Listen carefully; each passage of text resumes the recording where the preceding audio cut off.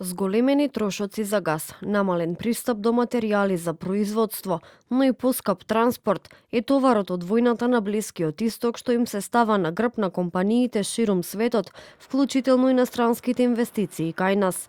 Председателот на Советот на странски инвеститори Виктор Мизо вели дека иако засега нема детална проценка за тоа како досегашните случувања ќе влијаат врз македонската економија, сепак ситуацијата се следи.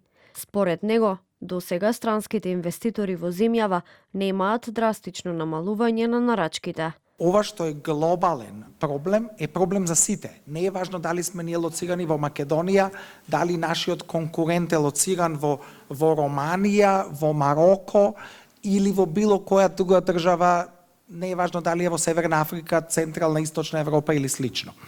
Така да тие трошоци зголемени од гледна точка на гориво, енергенси, петрохемиски производи и слично, сите ќе бидат како репроматеријали на ист начин погодени.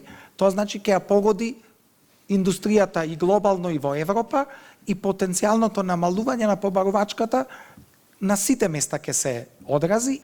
Покрај предизвиците од актуелната војна на Блискиот Исток, анализата за изминатите 2 месеци покажала дека странските инвеститори во Македонија се соочуваат и со други проблеми. Дел од нив се потешкоти во наоѓање на соодветна работна сила поради зголемениот бран на емиграција, инфраструктурни проблеми, комплицирани процедури за добивање на државна помош, како и незадоволство од услугите за aftercare.